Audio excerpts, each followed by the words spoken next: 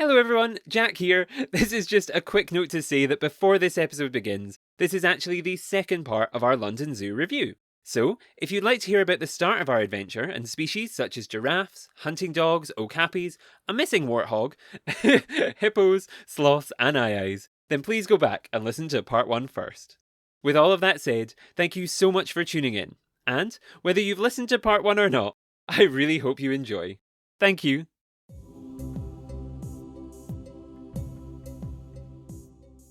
Good morning, afternoon, or evening, everybody, and welcome to ReZOO, the Zoo Review podcast. I'm your host, Jack Baker, and today I am joined by my fabulous co-host and fellow passionate zoo lover, the one and only Jodi McFarlane. Say hello, Jodi. Hello, everyone. Presented by Pangolin, the conservation podcast. This sister show promises to explore, appreciate and highlight the fantastic conservation work of zoos from around the world, while also offering a perspective on the visitor experience. Today, we are talking about the oldest scientific zoo in the world, the one and only London Zoo. Home to just about 15,000 animals, this zoo is overflowing with fantastic history, incredible species, and Harry Styles music video sets. Oh, I'm so glad we're recording this after that happened. As always, we are going to walk you through our experience, some of our favourite creatures, their conservation projects, and some of the moments which made our visit truly spectacular. We will then wrap up, as always, with our 2 stars and a wish. So, without further ado, let's get started.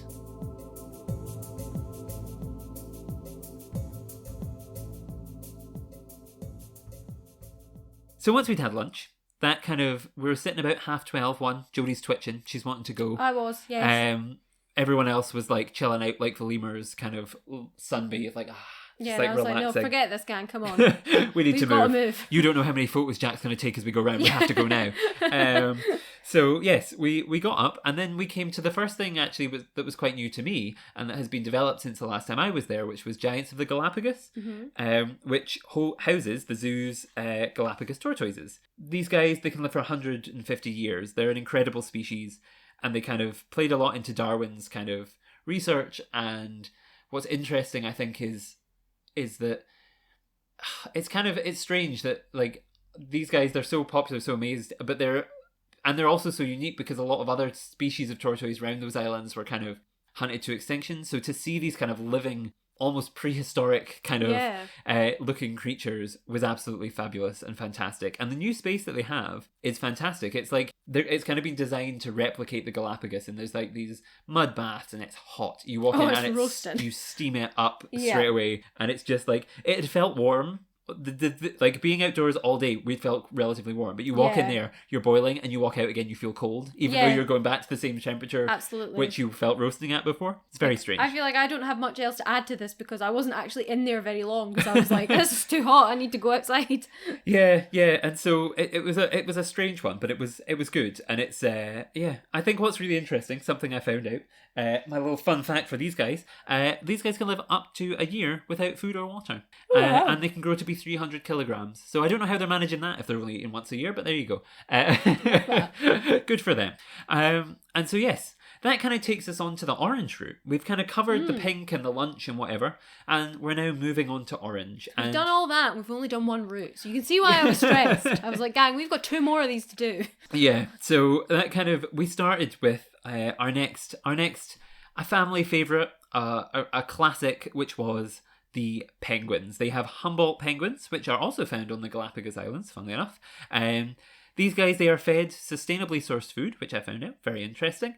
And the ZSL are working with Oxford University on kind of Antarctic penguins to kind of help understand the impact of environmental change on them, and also kind of helping develop policy and all sorts of stuff, like really good conservation work that backs up this kind of classic, fantastic creature. Thoughts on penguins?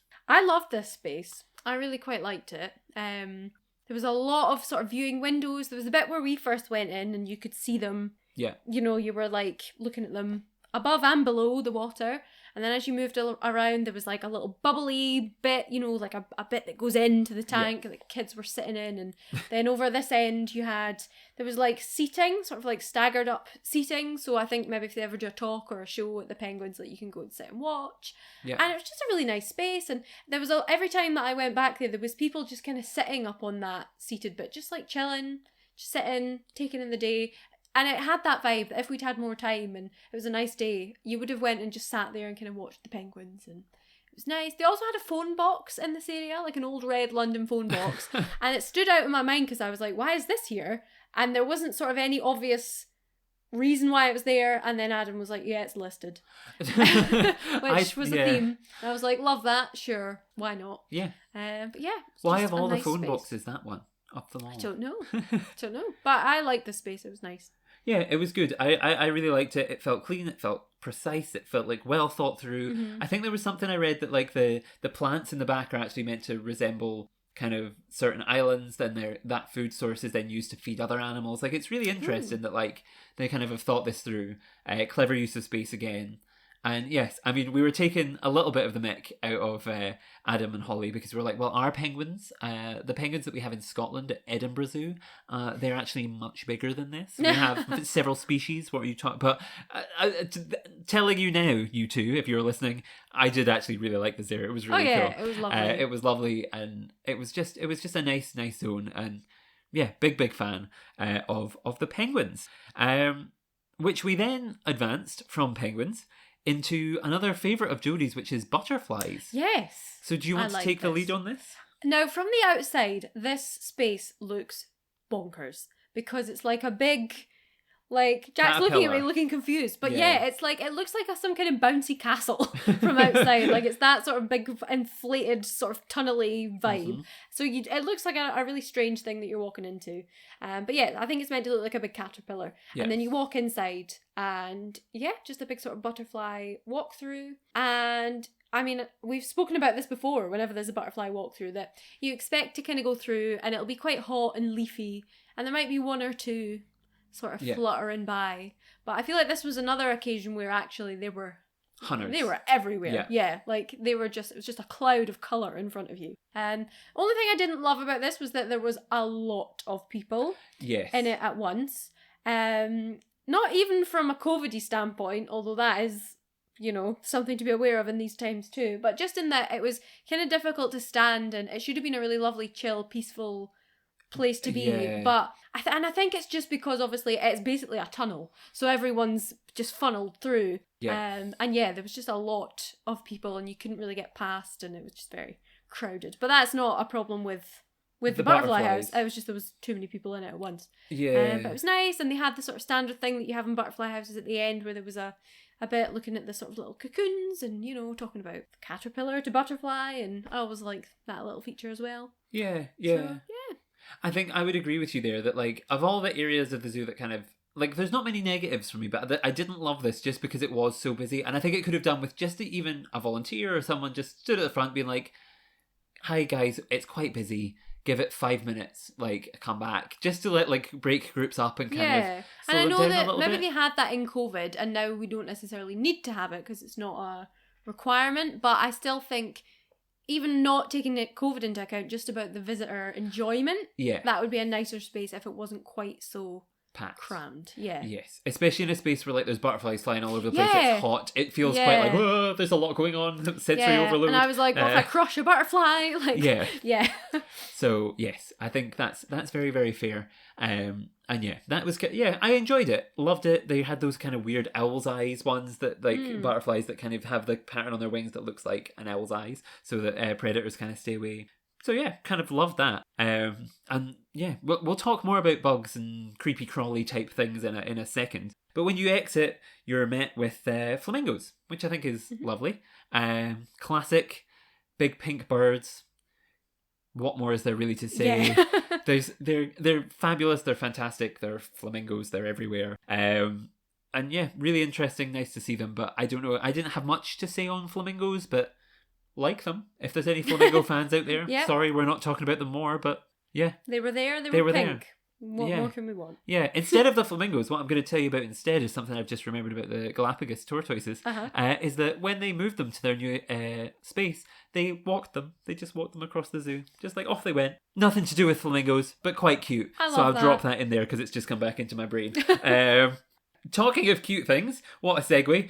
We then moved into the In With the Monkeys area, which had squirrel monkeys.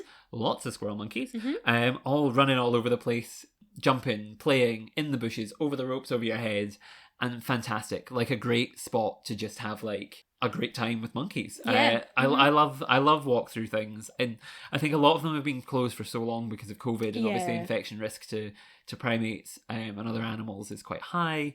So it was nice to be in one and being able to experience that again, and just they did not disappoint. They were all over the place, jumping, swinging, doing everything you'd want a little monkey to do. And I also read that they spend 80% of their day foraging, which I was like, same. So relatable content too. Thoughts, Jodi? I mean, I went into that being a bit like, it's a squirrel monkey. I wasn't massively, excited, just because we have got quite a large collection of them at Edinburgh. We're very used to seeing them. Once you've seen one squirrel monkey, you've kind of seen them all. But what I did like about this is that obviously we're used to seeing them at Edinburgh from far away. Yeah, because they've got that big outdoor enclosure, but they're further away. So now that I think about it, it is quite a good species to have in a walkthrough, because they are very lively and charismatic, and they're always sort of up to something. It's similar to lemurs in that way. So it kind of makes a lot of sense that they would be in a walkthrough, and it was interesting to see them in that sort of environment, because I hadn't ever seen them in a walkthrough before. Yeah, and I thought it was quite funny because the number of signs that were like, do not bring buggies in because they will steal stuff was quite entertaining. I quite enjoyed that. You'll be going out with a monkey in your buggy. Yeah, I did enjoy the image of that with a baby, like a monkey with like a baby's bonnet on, just like, this is the time. This is when I make it out. No, it finally was happening, lads. Yeah. Just like Finding Nemo, where they're all watching like from behind the glass, like, go, go, go. So yes, fantastic area. And then you come on to, I think, a more controversial area, I would say, in that some people would love it and some people would be terrified, because it's called Tiny Giants. Yes. Formerly known, I looked this up because Adam, when we were there, he was trying to remember, he said it was called Bugs before, and it stood for something. So if you've been to London Zoo before and visited Bugs, which stood for biodiversity, this is a stretch, biodiversity underpinning global survival. I reckon they came up with bugs first, and then we need to think of this. Need to fit this in. Yeah, but actually a good thing, because creepy crawlies and things are these kind of support systems for a whole lot of other life. So, I mean, maybe it was a coincidence, but whatever. Now it's Tiny Giants, and it features things like Portula snails, coral reefs, jewel wasps, all sorts of spiders and creepy crawlies and fish, and cockroaches types things, locusts, millipedes, every type of beetle you could probably think of. Yeah. And it's like not just a tank with like one or two bugs. Yes. Like there was tank after tank after tank. Like they were going all in on the Tiny Giants. But again, a clever use of space, because it was so well done. Like the rainforest life, like the nightlife type things. It made you stop at each thing. And it really, for a small zone, a small area, you had a lot of content to enjoy. Yeah. And it was content that, again, underappreciated things that don't get attention. This whole space is like, look at these. Yeah. And often like really celebrating something that's normally overlooked or isn't actively liked. Exactly. And it was just, it felt so special and so clever and it's so fresh and new. I don't know how much of it was updated when it became Tiny Giants, what kind of the transition was and what was, but it all felt brand spanking new. It was like, if I could smell paint in here, like I would believe it was painted yesterday. Like it was just fabulous, and I loved it. And I think it featured things, I mentioned the jewel wasp before, it featured things that are like kind of creepy and strange, like jewel wasps, which are beautiful but are like the animal, which, do you know about jewel wasps, Jodi? What they do? I don't think so. Oh, it's so gross. So they sting their prey. They bite their antenna off. They bite their antenna off. They then will kind of lay an egg. It's usually on like a cockroach. They'll lay an egg like inside the cockroach, and then when the egg is ready to come out, it will kind of feed on the cockroach and like burst out of it like something out of Alien. Yeah. Ooh. It's great. It's gross, but it's great, and they're so beautiful too. So they're like this, like, I mean, that's the way they always are. The worst people in the world are beautiful. No, I'm joking. But like, yes, it's just fantastic. Love them, love them, love them. And it was quite strange because on the way down I was listening to a podcast all about them. So then to see them in person, I was like, oh my God. Yeah. I was just listening to them the other day. So that was great. And then, yes, there was also the spider section, which I think contains some really clever, good things. So in terms of conservation value, they have fenraft spiders, which are 7 centimetres across. They're one of the rarest and largest spiders that you can find in the UK, and they're not on display anywhere else. And actually, they've worked with Natural England on releasing these guys, and they've won a Biasa Gold Award for that work. So great conservation value, but also kind of a great gimmick. They also have a kind of an area that is a walkthrough for spiders. Yeah. Which sounds horrifying, and it is slightly because it's golden orb weavers? Golden orb weaver spiders, which can have webs a metre across. And it's free. Did you come into this bit? I did, yeah. I remember. I did, yeah. I remember saying, I think only about 3 of us went through at that point, and I remember saying, I will come through, but we're not hanging around. Yeah. We're just keeping walking just to say that we've done it, but we're Yeah. not wasting any time in here. And yeah, I was glad that I went through. And again, I've never seen a spider walk through. Did they say that it was the only one in the UK, or it was the first one in the UK? Something like that. I can't remember. Yeah. But this whole thing I just really liked, because as much as I don't like spiders, I think it's a really important species to sort of highlight. And it's the fact that they didn't just have like one tank with a tarantula in it, which Yeah. places will do, and that's their work with spiders done in one tank. Yeah. They had a whole section really sort of breaking down and talking about these and shining a spotlight on them. And as you were saying, it's about de-villainising, Yes. you know, and I feel like that was a really important aspect of this, and it was just something really unusual, because you just wouldn't expect to get that. And I feel like some kids and adults are going to hate that and be like, oh no, I'm not going in there, but you know, you'll get some kids who are going to love that and be like, wow, spiders. So yeah, just a really clever thing to do, I think, because nowhere else really is doing that. No, and I think, yeah, exactly. Me and Lauren were saying that while we were in the walkthrough, like de-villainize, destigmatize these things. And I think also what's quite fun is that, like, and I think I am proof. And the first time I went, like a year ago, I was like, I don't even want to look at this. Like, what is it? I don't want to go in. And then I went in and went through, and I found it quite freaky, because the person in there who was like monitoring it was just stood there kind of leaning against something really chill. Yeah. And I was like, why are you so relaxed? Because this is freaky. So, and I was like, oh, I don't like this, so like, oh, get out. But actually, by the time when we went around the next time, I was like, like, I've been through this once. Spiders are not bad. You can just get through. So it's like proof that things like these and exposure to these things opens your mind and opens your world and makes you braver and all this stuff. Yeah. Which I think is really fun and cool. And so, yeah, 10 out of 10 for this. I really, really, really loved this section so much. I also liked, this was the bit that had a little sort of aquarium-y, like a few of those tanks. Like coral tank. And what I liked about that, obviously they had the coral-y tank and, you know, all that usual stuff that you expect to see, which is lovely. We appreciate. We've talked about it many times. But they also had like a little tank that had leeches in it, I'm sure. Yes. So in this section, it wasn't just your standard sort of aquarium fish, like, oh, this is a nice little aquarium. It was really fitting in with the theme of sort of looking at underappreciated species, or ones that maybe wouldn't normally get the spotlight shone on them and might be sort of actively disliked usually. Like a leech isn't something that you would normally see in an aquarium, but they had it there, and they were talking about, you know, the benefits that they can have, and I just thought it was just really clever. I think so. I loved it. I thought it was great. I like, fantastic. And yeah, so 10 out of 10 for your Tiny Giants London Zoo. Yeah. Really, really, really loved it. And you could tell a lot of like care has gone into making that, you know? Yes. Like whoever's made that, this is their jam. Like, they love it. Yeah. Good for them. Yeah, it really is like fantastic. And again, clever space design. They have like a bath opposed to the toilet. In the reptile house they used a bath for spiders, which was quite clever. Again, see, just joining love these that bits kind up. And just really loved it. So yeah, got around that. Before we spend the next, we should have just ReZoo'd individual parts of the zoo and released like 10 episodes.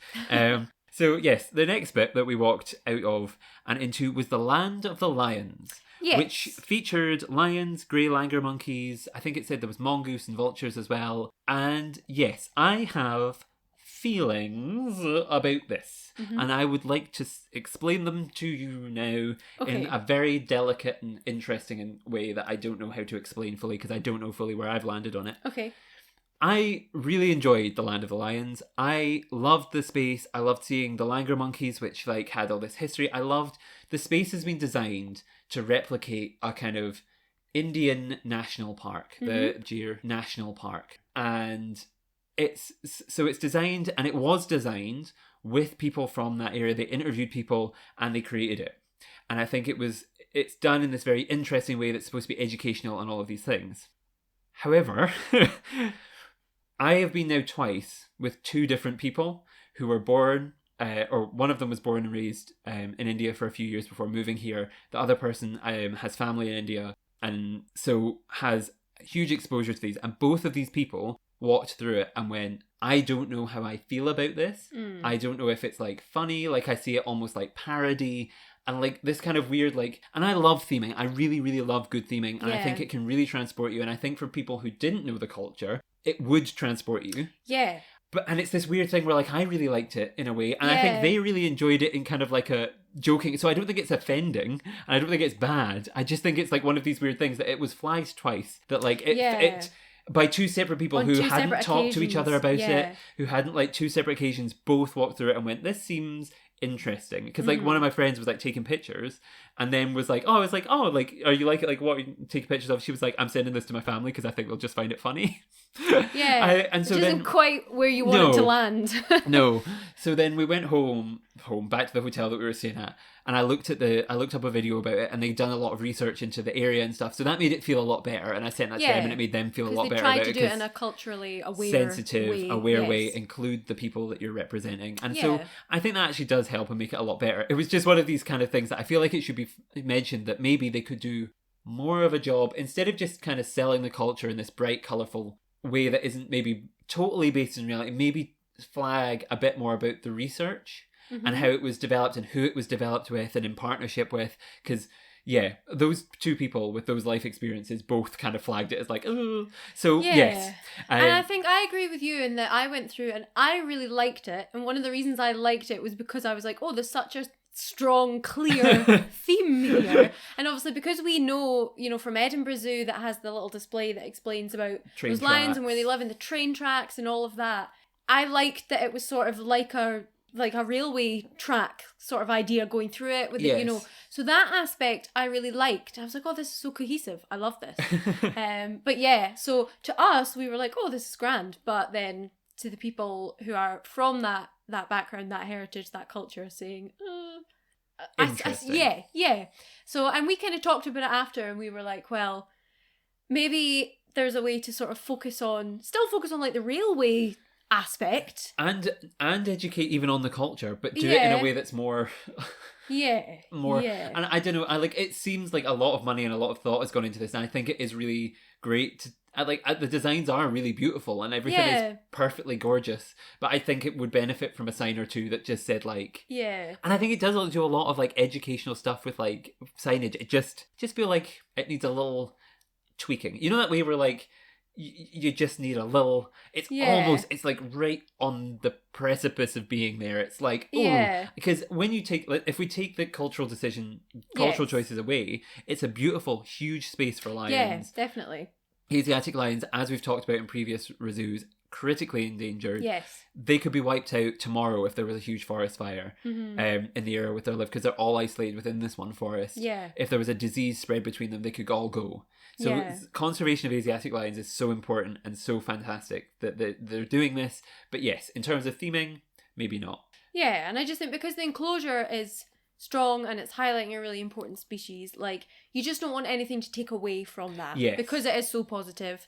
And the theming could still be positive with maybe just a little bit of a tweak with that in mind, with that feedback from people who know more about this than we do. Exactly. It's about kind of removing yourself and letting people who maybe, if it had been guided by a hand of someone who was from the area, rather than just getting their feedback, I don't know. I really, like, it's such an important thing, but I feel like it's not something that I don't have the full knowledge of. I don't know how it was designed entirely, but the video that they posted did do a lot to clear up my thoughts on it. So I don't know. Interesting. Just a good thing to just flag up. Yes. That's been the feedback from others who have that lived experiences. Yes, exactly.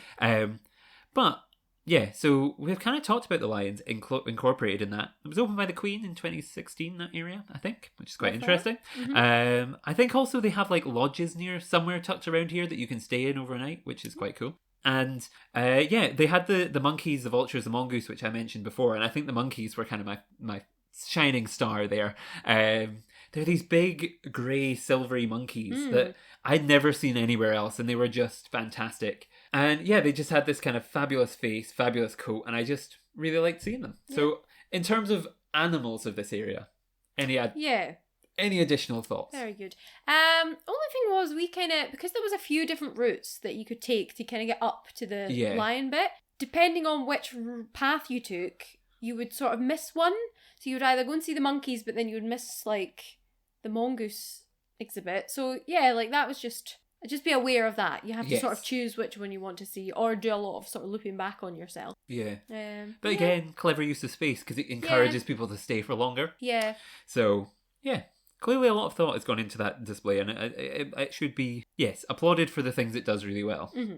So so once we came out of there, we kind of veered left. So if you're following us around the orange route, listeners, we're veering up towards the Blackburn Pavilion, which is the birds. It's home to more than 50 species of birds, including the Victoria crowned pigeon, Bally starling, red-crested turco, and the Socorro dove, some of which are endangered, critically endangered, vulnerable, extinct in the wild in the case of the Socorro dove. There was some recently recently sent to Mexico in the hopes of reintroduction and a project there. But again, a great space, a kind of cultural, historical landmark. In that, I believe, when we were talking about the history, they sold something. Was it an elephant? Yeah, Adam was saying that they used to home elephants. And when the elephant was sold, they used the money from selling on the elephant to build this birdhouse. Yes. Which, to look at it, what perhaps a criticism that they might hear about, I can see why you would hear about the birdhouse often, is that it kind of looks a bit older, feels a bit older than the other indoor buildings. Yeah. Even like the signage, it just doesn't quite match up with the rest of it. Like, it just has an older feel and it feels like it hasn't been updated. But then when you find out that, it's because it is an older building. It was, it was bought or built, I can't remember, using the money because of this. And again, that's just another sort of living bit of the history of the zoo and shows part of the progression that it's made. Yeah. So I quite like that, but again, you need to know that bit of history to appreciate that aspect. Otherwise, you might just come in and be like, oh, this looks a bit old. Yes. But I think the architecture is beautiful. Yeah. There's sometimes buildings are listed and I'm kind of like, as much as I like conservation, why? Yeah, this needs to be knocked down. Yeah, whereas this one was beautiful. I like this. It was very, very pretty, and I like seeing birds. The Victoria Crown Pigeon, special shout out as always. Yes. Said it at Chester and I'll say it again here. Victoria Crown Pigeons are just great. They're just like the big sassy birds of the world. They're the world's biggest pigeon, and I just love them. I just love them so much.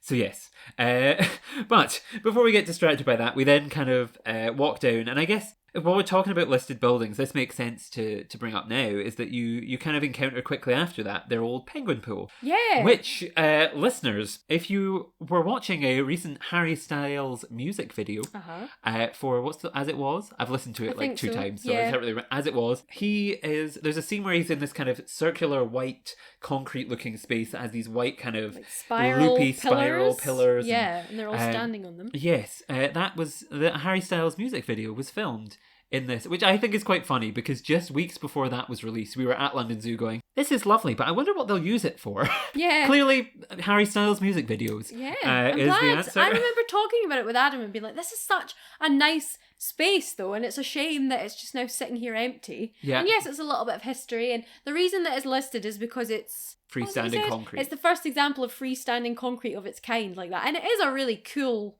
shape, it is really cool, but you can see why maybe it's not ideal for penguins and their new space is better. But then they can't use it for any other animal, but they can't knock it down, so it's just kind of sitting there. Yep. And it's a bit like, and they said something about they wanted to put plants in it, but they can't even put plants in because the soil might affect the concrete and all this kind of thing. So it was like, what is this getting used for? So I was just like, I love that they've found a really weird and wonderful use for that space. Yeah. But we were there and we were talking to Adam about this. Yeah. And he didn't know that it had been used. So I messaged him when that music video came out being like, is this your penguin pool? And he was like, yes, they didn't tell us. And I was like, oh, okay. I love that. I might. He did suggest, and I think it would be quite funny. I don't know if I'll do this, listeners, but if I do, please look out for it on social media. He was like, when you ReZOO the zoo, you should edit your face onto Harry Styles' body. I was like, I should. You should. So do maybe that. look forward to that, listeners. I don't know. That's fair use. That's parody. I don't think I can be sued for that. So yeah, that's kind of an interesting, another listed space, but an interesting one that's been used effectively for One Direction and Harry Styles fans alike. Mm-hmm. And so yes, aside from that, next to that we have Animal Adventure, which featured things like the Coatis, the Porcupines. I think there was another space for meerkats. There was llamas, pigs, goats. Oh, the goats. The goats were the real stars. I made my entire group of friends stand and watch me pet a goat. Mm-hmm. I can confirm that, yes. And it was great. I loved it. No one else wanted a bit of goat action, but I was right in there. I was pushing kids aside, like, this is my moment. Kids lining up to be like, Mummy, I want to pet the goat. And then Jack being like, hold my guidebook. I'm getting in there. Yeah, I think it was great. I loved it. And at one point you turned around like, does anyone else want to come and pet the goat? And like in unison, about 5 of us went, no. We're all right. Mm-hmm. But yeah, yes. That whole area was given very like, sort of the kids, maybe like Pets Farm, you know, that kind of vibe where kids get to go and like pet something. Yeah. So it was that vibe, but yeah. It was fun. It was nice. Wholesome. And it had a hidden pangolin. So as you go around, there's a little tile mosaic of a pangolin hidden somewhere in the Animal Adventure kind of farmlandy zone. So keep your eyes peeled, see if you spot it. Maybe send me it on Twitter or Facebook at Pangolin Podcast or LinkedIn. Or it's maybe not professional enough for LinkedIn, but I'll appreciate it on there anyway. Mm-hmm. Anywhere you follow us, send us it and let us know if you find it. I did. And I think my friend Sarah, when she took out her membership a while ago, when she went the first time, she was like, oh, that's Jack's weird thing. And I was like, yes! So it was nice to see it in person. So yes, and then the final star of the orange route is the camels, which Lauren, one of my friends, it was her fave, and I don't fully understand why. She had like a She loved whole it. awakening with those camels. Like, I don't know what was going on, but every time I came back to her when she was with them, she was just like having a new level of epiphany. She was having a spiritual experience with those camels. She really was. Yeah, but I can't blame her, because camels they're beautiful things. They take them for walks around the zoo to stretch their legs. Which I was like, what?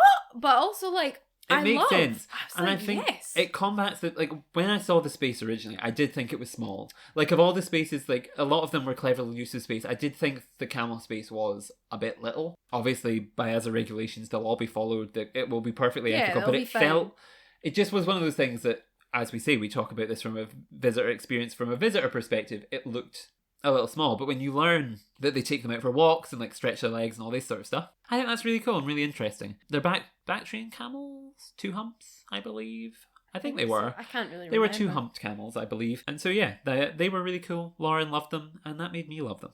And that brought us to the end of the orange route and onto our final route, which was the blue route. Yes. I like how I'm saying this, like it's like, ooh, the blue route, ooh. But you don't know what's on the blue route until we get there. So listeners, ooh, the blue route. Yes, actually, before we get there was a little statue of Ming, the panda. Oh, yeah. Yeah.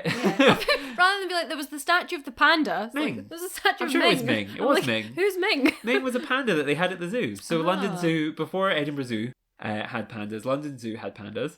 Now Edinburgh Zoo is the only zoo in the UK to have them, but they did have them at London Zoo one point in the past, and so they have a little statue just to memorialise that moment, which is quite nice. And yes, then we get on to the blue route, the final route of the day, which started with the red river hogs.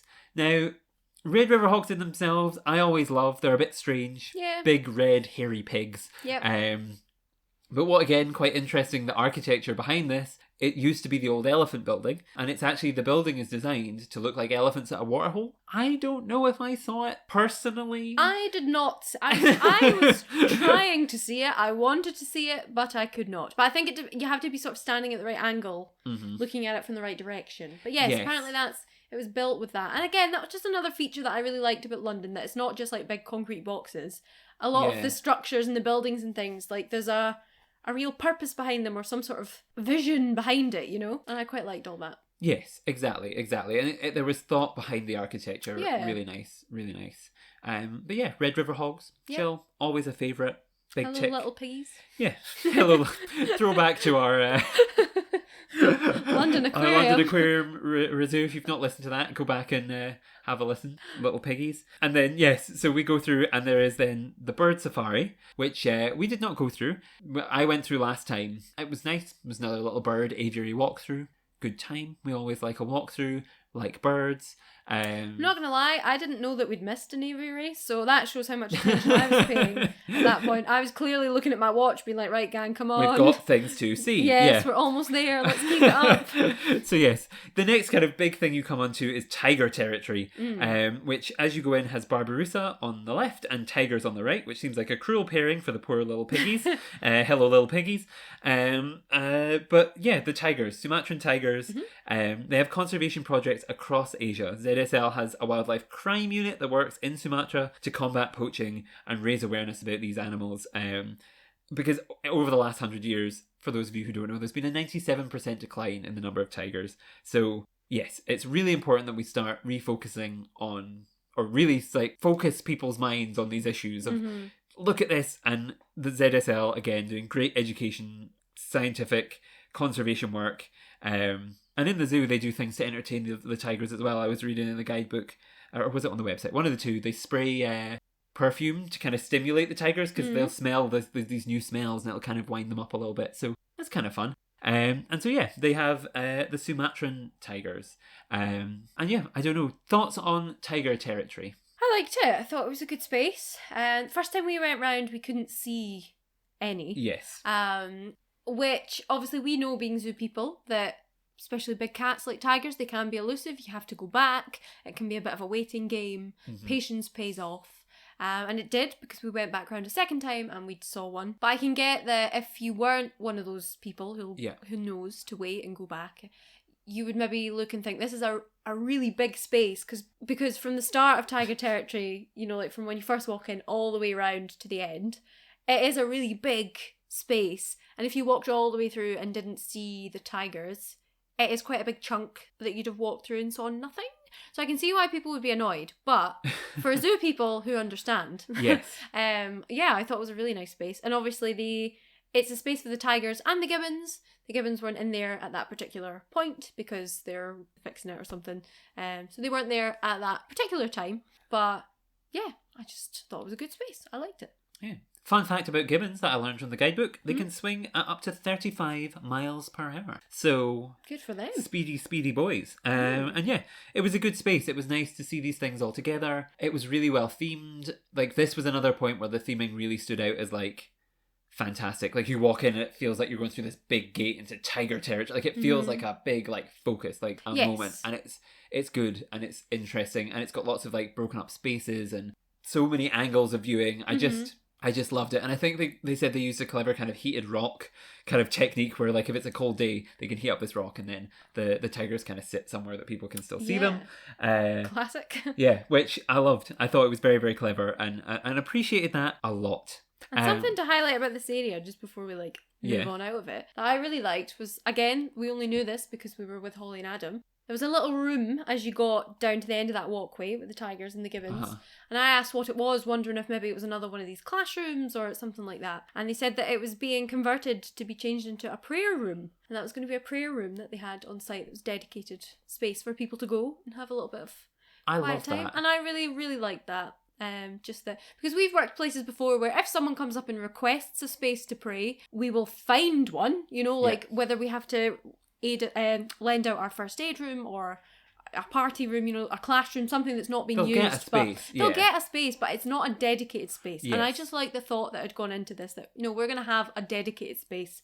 And it was in quite a chill area, you know, it's sort of right off on the sort of outskirt and just through the tigers. And yeah, I liked it. I was just a fan of that and I wanted to just bring it up as a bonus point. Yeah, I think it just goes to show a sense of thought. Yeah. I think it's nice. It's really, really good that they kind of had that kind of realization to convert this space. It was very, very nice. And so yes, we kind of walk past that and then you kind of come round and the next thing you come to is the Outback, which features wallabies and emus. And it's an incredibly huge space because behind, there's this huge grassy area, and then behind it, it has these bow mountains, which are supported, once again, the magic word of the episode, listed.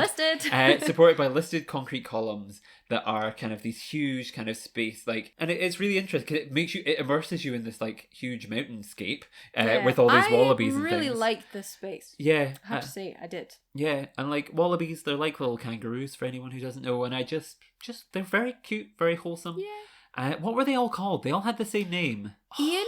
No. Was it Ian? It was something like that. It was a very normal Basic, name. yeah. But they were all like... Sorry to the Ians of the world that are listening. Just called Basic. Sorry about that. But you know what I mean? Like, it was a really normal name, and they all had the same name, but with a different nickname. So there was like tall Ian, fat Ian, shy Ian. Like, I love that. And I was like, you know what, I quite enjoyed that. Yeah. And yeah, then there was some very shy emus because we didn't see them. But we're told they're in there. So if you... And I like emus, so I was kind of a little disappointed we didn't see them. But, you know. Yeah. And I believe... just like this whole area. Yes. And I liked it, not even for what we could see in it at the time, aka wallabies, but because we were with Holly and Adam, they were able to tell us like the story about what it used to be, and I love that because it was an area that you could, if I was a normal visitor, I'd be standing there being like, well, what's this bit for? Because there was big steps going up either side, like towards the big built mountain things. And they told us that it used to be bears that were in there, and you could walk up along the top wall and like look down on the bears, and then there was like little goat things that used to... There seems to have had a really complex history of and there things. was like they had an aquarium that was like underneath that. The hills, and then it was listed because inside there was the stone pillars that were freestanding, and I was like, I wish I could have seen this area when it was that, because that sounds weird, mental, but so cool. Yeah. And I just feel like it's a really nice space, and it was just really cool to hear about what it used to be. Especially given our next ReZOO is going to be of Whipsnade, and their small aquarium was fantastic. So it would have been interesting to see this aquarium in space in its prime as well. Yeah, and given that they'd said that they hope to sort of have that up and running again at some point, they just need to figure out how. So everything's sort of, well, not the animals, but, you know, like, the space is still down there. And I love stuff like that. Just being I want to go in and see what it looks like now. Yeah. I really want to know what it looks like. It's like that throwback. I don't know if you've seen the new Jurassic World movies, but it's set on the same island as Jurassic Park, and there's a bit where, like, they go back to the building from the first film, and it's all dark and dingy, and, like, it has the throwbacks, and you're like... I love stuff like that. I just want to go back and see, like, get that nostalgia of, like, old space. But, yes, so maybe one day we'll get in there. And also, there was a big sort of pavilion thing there that was closed at the time, but apparently I think they said you can have your wedding in. Oh, lovely. Which, with that big Looking backdrop, at the with Wallabies, hills, it would be quite grand. It's quite a cool backdrop, so yeah. Yeah. And all my friends then were like, would you get married in a zoo? And I actually think the answer would be no, because I would have to have a personal connection with the zoo, but also I wouldn't really want to have that close of a personal relationship, because then there'd be people like walking about. You'd be like, oh, I know you. If I was and the only it'd be strange. person in the zoo, maybe, but I don't want like kids running about in Screaming, the back of my wedding pictures. Being sick. Mom, I want this! Like that type stuff. I don't want that. Don't want that. No. It's not the vibe. But yeah, who knows? Maybe one day. So yes, moving on swiftly, we then come to the Komodo Dragons, and what's actually interesting, Jodi, is they've named the Komodo Dragon house after this really unknown conservation. It's called the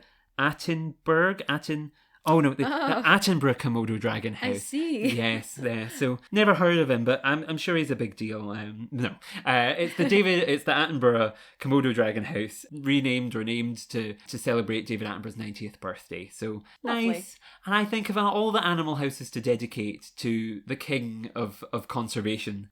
It's fitting, isn't it? It is. They're fantastic. The Komodo dragon, biggest lizard in the world, can grow to be up to about 2.7 meters long, and they apparently kind of mimic hunts with them. They'll like leave blood trails up to their food, so they get a bit excited. And actually, ZSL proved that Komodo dragons could reproduce even when they're alone. So one of the females laid eggs, despite the fact she'd been alone for 2 years. So interesting that they're proving all of these strange scientific things about these weird but wonderful lizards. I love them. I don't know, do you have thoughts on Komodo dragons? No, just that story about the one laying eggs by herself, like, girl boss. Girl boss. Girl boss. Yeah, good for her. Yeah. I don't know. Any more thoughts on that? Or just Nothing, hashtag girl boss? Nothing more intellectual than that, no. Good. Okay. We'll move on then.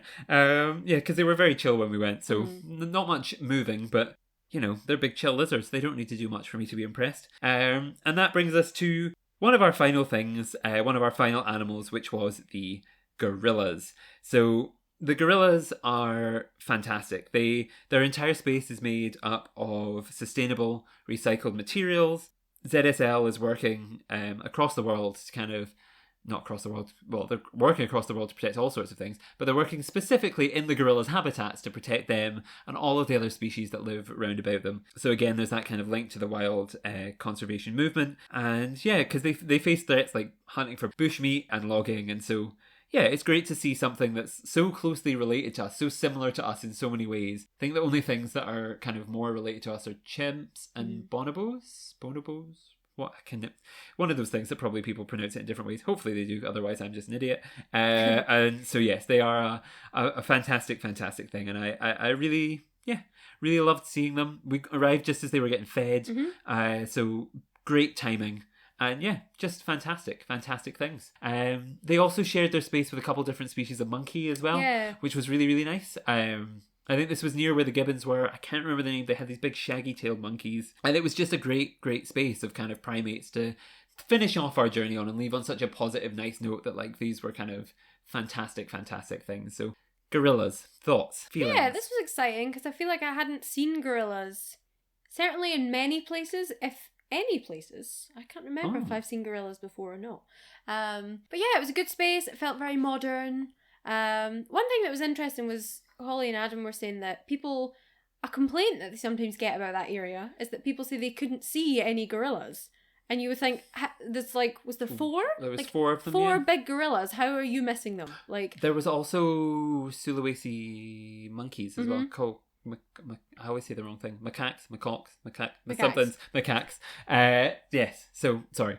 Yeah, jump in. But yeah, and I remember being like, how could you miss a gorilla? But I think that's actually, it turns around into a positive thing because the space, I think, is sort of bigger than it looks, and it looks big as it is, but it is kind of bigger, and they've got like an off-show bit, and they can be up here and this bit up here, and then their visitors can't see them, but they can get a little bit more privacy, which obviously I appreciate that. I appreciate that the animal has got more choice in where they go and they don't have to be seen if they don't want to be. But yeah, just a nice space. And they had their outdoor bit as well. As you said, we saw them being fed, and on a nice day, it was just quite a chill moment, just sitting watching them. So yeah, lovely way to end. And that brings us onto our final area, or our final section, which is our bonus stuff that doesn't really fit in with the rest of the ReZOO, but things that we wanted to mention. So we're going to talk about things like history, conservation. We were going to talk about Edge, but we talked about that a little while ago, so you can go back and listen to that again if you want to. The ticket price, gift shop, all sorts of things. So yes, I think the first thing I would like to highlight is history, and I think we've done a good job of kind of highlighting that throughout, but I think something that's really good is that the guidebook has this whole history section that I just want to quickly run through because I think it's really interesting timeline. We've talked about some of the things before, but I think just to give even more of a sense of how historic and important this zoo has been over time, and there's some really fun facts in here. I learned some really cool things, so I'm going to just run through some of them now. So it starts in back in 1826, the Royal Zoological... No shade, but you're not royal like the one in Scotland. No, I'm joking. The Zoological Society of Scotland, the Zoological Society of London, is founded by statesman and zoologist Sir Stanford Raffles, which is a great name. Love that. Yes, Stanford Raffles. I feel like that's a drag king name. Yeah. So you've got Big Stam. Back in 1826, founds the Zoological Society of London. In 1828, the zoo opens to fellows of the society, and then in 1847, it opens to the public. In 1837, Charles Darwin became a fellow of the society. There's kind of facts in here about the first hippo to ever arrive. There's facts about the words. One of my favourites was in 1853. ZSL opens the world's first public aquarium, which they actually invented the word aquarium. You told me this, and I couldn't believe this. They shortened the the words aquatic vivarium together and created the word aquarium, which I think is so interesting. Yeah. The zoo closed for a few days in World War II, but not that many. Guy the gorilla arrives. It's got stuff about kind of in 1950 they hit a record number 3 million visitors in a year. Kind of, yeah, there's so much in here. I don't want to spoil them all for you. The kind of Snowdon aviary, which is the thing that is being developed now across the river from the hunting dogs, that was kind of opened in 1965. There's information about here about animal releases, Tiny Giants, the Penguin Beach opening, and just all these kind of new things. And then it also looks forward to, like, yes, the Snowdon Aviary opening, the kind of reptile house development, all sorts of stuff about landmarks and great stuff. And I think history is such an important thread that runs throughout the whole zoo, throughout the whole guidebook, throughout everything that they do. This legacy that they've left and will continue to leave, and looking forward, they have such an impact in conservation, both within the UK and around the world. I think it's such a great historical legacy to be able to go and see and contribute to. And so that was my first bonus point, because I just love when things mean something. And this felt like it meant something and it was important. And I just loved it. So history, bonus point, tick, tick, tick, tick, tick for the zoo. I don't know, do you have anything else to say, or is my passionate TED talk about London Zoo history enough for you? Yeah, I mean, I really loved this aspect of the zoo. Really loved it. And as I say, I think it helped because we were going around with people who could tell us all about, like, this is what this used to be for, and this is what this was built for, and this used to be here. And I'm such a geek with stuff like that. I love it. It's like when we find, you find old maps of a zoo and you see where things used to be, and like just being able to imagine, like, oh wow, that used to be there. And I love all that kind of thing. And yeah, I just like that. Obviously, because they can't knock down the old buildings or change them, because so many of them are listed, they just sort of are still standing, and it's just literally like a little snapshot of history. And I quite like that it just has to be there. It stays within the zoo, and the rest of the zoo has to, like, evolve around it. And it just makes it feel like a very sort of layered zoo, because you can literally see, like, the history unfolding throughout it, like, as you go around. And I just love that. It almost sounds like we know what we're talking about. We're doing so well. Oh my God, go us. Yes, so I think, very, very good point. Very well made about history. And yes, as I said, they kind of are looking forward as well. Not just back. They have this conservation message, which is kind of another thing. We've talked about it so much throughout, but they don't just focus on animals they have in the zoo. They have kind of this page in the guidebook, and also the website is filled with information about kind of the work that they do to do with tigers, like they have rhinos and stuff at the Whipsnade Zoo, cheetahs at the Whipsnade Zoo, but they also focus on things like my dearly beloved, the pangolin. Of the 8 species of pangolin, as we all know, now that you're listening to Pangolin the Conservation Podcast, 4 are found in Africa, and all are listed as at least vulnerable by the IUCN Red List, and they are doing incredible work to help focus conservation attention onto animals like the pangolin and other underappreciated things throughout their work, and throughout, of course, as we talked about before, the evolutionary distinct and globally endangered, the EDGE kind of projects as well. Which I think is just so important and so special, and I just love it, and I just think that they are just fantastic, and I just love it, and I just love it. I don't really know what else to say, really, except from the fact that I'm very grateful to London Zoo, if you are listening, for focusing on the animal that has touched my heart so very much, and made such an impact on my life. It's nice to know that there is a big organisation out there fighting for them, and not just me shouting about them. It's nice to know that, like, I'm doing some shouting, but you guys are doing the actual difficult work. That's nice to hear and nice to know, and I just makes me very happy. I love it, I love it, I love it. So yes, the second point there about conservation. Thoughts on that, Jodie? Anything you want to say? It just made me think of in the reptile house, right at the very beginning. Cast our minds back to the beginning of this episode, which feels like it was hours ago. It was. I'm now looking at the clock. We're at 1 hour and 1 hour 40 minutes. Okay.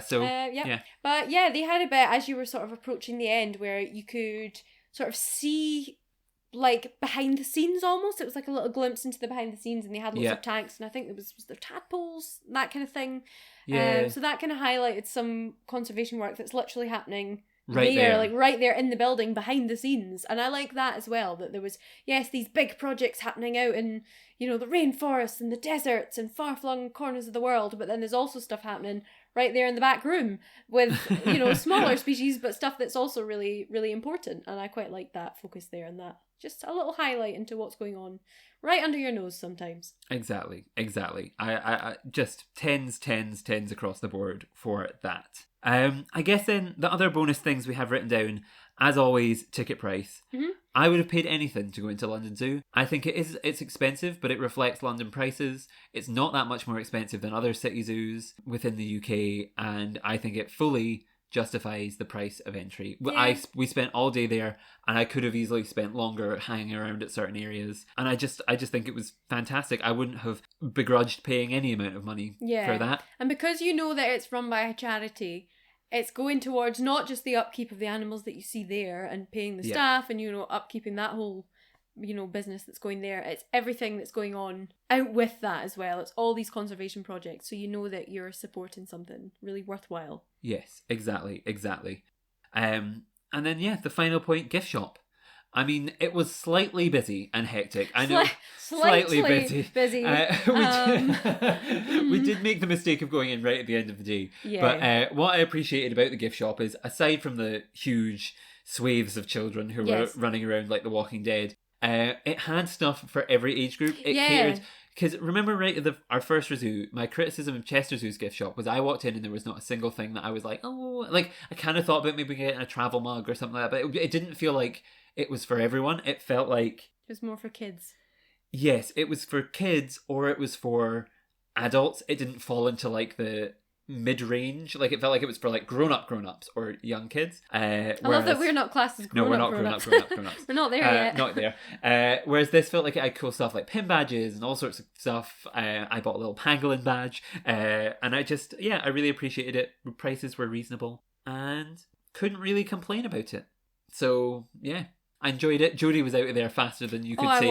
I really was. Screaming child. And the thing is, it was a shame because you're right, like it did, from what I saw of it, it looked like a really cool gift shop, and I probably would have spent a bit of time and probably would have bought something because it was one of the first gift shops I'd gone into being like, oh, there's actually quite a lot of things in here that I would buy. Yeah. You know, it's not just soft toys for kids and pencil sharpeners, you know? But yeah, it was just so busy. And it was I'm trying to think of something to compare it to. I can't remember the last time I was in a space that was that busy, so, like at all in my life. Even on the tube in London, I felt like less busy. Yes, literally. So I was just like, I can't. You just couldn't move. So I was like, no. Unless you were going in there knowing what you were buying, then you could maybe do it. But it wasn't the time to browse. So that would be a top tip. Go there early. At any other time of the day than right at the end of the day when everyone's leaving, because you cannot move. Yeah. It was a bit mental. And that was kind of on us because we should have known that an attraction gift shop is always going to be busy at that time of day. But, you know, you just don't think when you're looking at like Red River Hogs and Harry Styles music video sets and weird birds and Galapagos tortoises and giraffes and okapis. You just don't think about these things, even though you should have. So this is our top tip to you. And so, that kind of brings us to the end of all the bonus points. Mm-hmm. Everything. And so all that remains now, Jodi, 2 stars, a wish, and what was our one-word review. So, first star of London Zoo. First star. This is hard. Because I feel like there's so many things. Yeah. What would be my... I'm going to say that little frog exhibit with the frog in the toilet. Just because, and I mean, it wasn't sort of the best thing, but there were so many good things. And it's just something that stood out because it was really quirky. I used to have a White's tree frog as a pet. So I just feel like it was just really creative and I just really appreciated that. And it stuck in my mind and I just thought it was really cool. So just going to point that out. It was just a really fun little bonus. So that would be my first little star. Okay. I can see that for you. I like that. Mm-hmm. I like that. I like how you picked a weird thing. Yeah. Because other people would maybe be like, oh, that's a bit weird, and then walk right past it. But I'm like, no, this is really cool if you know the story about it. So yeah. Okay. Like then I will also pick a weird thing. Okay. I mean, I can't be specific like you. But I will say that Tiny Giants Yeah. was a fantastic, fantastic space. I loved every corner of it. Every creepy crawly, every leg accounted for, every wing accounted for, every strange bitey looking mouth accounted for. Loved everything in it, no matter how scary or strange they were. It helped me and one of my friends at least. I know it got through to one of them. Kind of villainize some of these creepy crawlies, and I just loved it. And I wish we had more. I wish more zoos had things like that. That's like fantastic. So yeah, 2nd star, Jodi. 2nd star. 2nd star. I feel like we've rabbited on about it so much, but I just want to say the history. Like, I just really liked all of the different buildings and like the weird and wonderful stories behind them. Like, I just loved that because it made it, as I've said, like you just felt like you were being a part of history as you were walking through, and you were seeing not only what the zoo is today, but what it once was and how it's all evolved. And I just really liked that aspect because I've never felt like you really get that in other zoos, and I just really appreciated it. And I just loved it. So I feel like I just have to give that my star because it's one of the things that made it stand out to me and made London Zoo really unique. Yes. Compared to other zoos that I've been to. So it's got to be my star, I think. Interesting. Okay. I feel like interesting. I completely disagree with these stars. No, I'm just confused. They're not what I expected them to be at all. I don't know. I think it's hard though because there's so many things that could get a star and would be worthy of a star that I'm like, I can't just give it to a certain animal or a certain area. I'm like, no, I have to. So it just has to be really random, quirky stuff that just was a little pinpoint that stood out, and that would be it for me. Okay. I'll take that because I think I'll also go for something weird. Okay. I'll have to now because we're all going for strange things. Yeah. I would say that my thing was the goat. No. Not allowed to go. I mean, the goat was fantastic, but we'll not talk about the goat because clearly I'm being judged for the goats. I should really start thinking about these before we start recording. I would say my 2nd star would be the nightlife bit transitioning into rainforest life. They're within one building, so I think I can group them together. Yeah, that counts as one. And I think it's just such a spectacle of the bizarre and the strange and the like weird and wonderful world of animals and the things that like tap or crawl or jump or like kind of hang from trees or do weird stuff like pee on their own hands. It's just weird and wonderful, and I loved it, and I couldn't fault it, and I would go back and happily just sit in that area all day and watch the tamandua and the like sloths, and just that's saying something given sloths do nothing. So I just loved it. 2nd star. So wish. This is a hard one for London Zoo.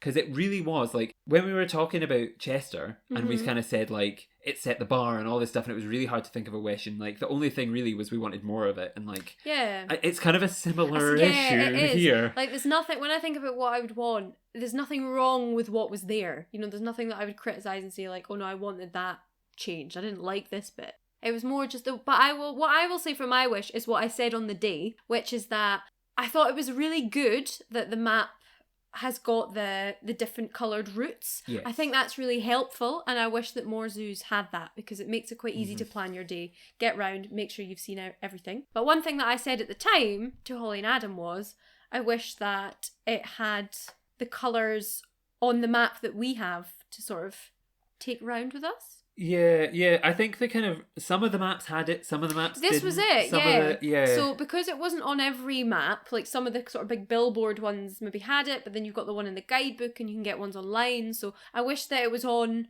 all of them because then it would just make it super easy, you know, to find your way around.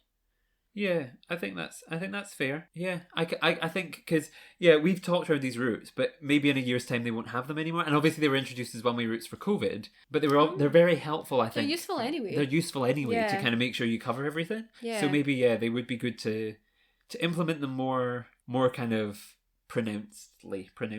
I don't know. That's probably not a word, but yeah, I feel like that's a fair critique. I think for me, there's really not much again to criticize. I think everything, as I look around, I'm looking back at the map right now, listeners, to try and find something. I mean, the butterfly paradise I think could do with a little bit of tweaking, just in terms of like moderation of people. I think the map needs to be updated because it has a picture of a tapir on it next to the tigers, and this is just cruel tempting of me because everyone knows I love tapirs, and there isn't any. But yeah, I don't. There's nothing major that I would really say like this is a disaster. Like it's all really really that's good. what I mean. Like there's nothing bad. There's just maybe a few things that could be sort of tweaked or added that would make it even better. Yes, I think maybe, but even then, like this is such a problem for me. I'm too. This is when you know it's a good zoo, when it's hard. I'm literally to be like, sat here being like, I don't know. What do I want to do? Right. What would I change? What would I wish for about it? You know. Okay, I think my one thing would be the lions. I mean, we've had that discussion already. We don't need to rehash it again here. I just think there was maybe like maybe investment in one sign would fix all concerns with that. Because the video they produced online was fantastic, and it just didn't quite come across. So maybe if I had to be really picky, that would be my one thing. Just to put minds at rest. Yes, exactly. Yes. But aside from that, loved every second of being in that zoo, and wouldn't change much of it at all. Loved it. And yeah, that brings us to our one-word review, or ReZOO, as it should be known. And I think I'm going to take the lead on this one, Jodi. Go for it. I would say the word of this ReZOO should be legacy. Mm-hmm. Because legacy to me, I was thinking history, but I think history looks back. I think legacy both looks back and forward. Because it encompasses history, but yes, it looks forward. And moving forward too. Yes, and I think London Zoo and ZSL are like legacy. They have this history all the way back to 1826. They're the oldest scientific zoo in the world. They have all of these buildings that kind of are landmarks of throughout time of being kind of these listed incredible spaces, and they look forward by conserving some of the animals and species that are most endangered and most vulnerable with the kind of EDGE programme. And that's why I think the word of the ReZOO should be legacy. Yes. Anything else to add apart from yes? No, I know. I mean, that's summed it up. But such an incredible space, and they're leaving their legacy like out in the world as well, like not just in their little pocket of London. They are doing big things out in the world too. Yeah, and I feel like they should be very proud. Yeah, I like how we're saying that to a 200-year-old institution. Like, good for you. You should be proud. But yes, fantastic, and loved every second of it. And yeah, that brings us to the end. So before we go, I have to give a special shout out to 3 important things. 1, the guidebook, because that is fantastic. And it's assisted a lot with the ReZOO. It's assisted us on our journey round. Definitely purchase it when you go. It's fantastic, wonderful, amazing. So make sure and do that. Also, number 2, my friends, thank you so much for coming. I've got to say massive thank you to Bethany, Lauren, Sarah. You are fantastic. Love you all very much. I hope you've listened. If you have, send this to me. Tell me you've listened, because otherwise I'll know you haven't. And of course, the final group to shout out, of course, it would be Adam and Holly, who took us around the zoo, work for Zoological Society of London in the education team. You will be teachers book lessons with them, because you would be lucky to have them give your classes and education groups a tour. They are fantastic, and I can only imagine like how good they are when they're in a professional capacity as well. Like fantastic. Brilliant. Very grateful again to Chester for introducing us. True. And yes, hopefully we will see you both again very, very soon if you're listening to this. And yeah, that brings us to the end now before I get too emotional. So yes, another group to thank, of course, is you, the listeners. Thank you so much for listening. Thank you so much for supporting the show and for giving us all of your time and your feedback. Let us know where you would like us to ReZOO next. Our immediate next one is going to be Whipsnade Zoo, the kind of sister zoo also run by the Zoological Society of London. So look forward to that very, very soon. And yes, make sure to follow us on all of your podcast streaming services. We're on Spotify, Apple Podcasts, all of the different ones, wherever you're listening to us. Hit follow, hit subscribe, and make sure to support us there as well. You can also find us on Twitter, Instagram, Facebook, and LinkedIn, all the social medias at Pangolin Podcast. On all of them. So yeah, go and follow us on there too to keep up to date with all of mine and Jodi's latest adventures and all of the upcoming episodes. And yes, that brings us to the end. Thank you, Jodi. We're about to hit 2 hours of recording time. Oh my goodness. So thank you once again. We might split this one into 2. I think we're going to have to. But yes, thank you so much, listeners. Thank you so much, Jodi.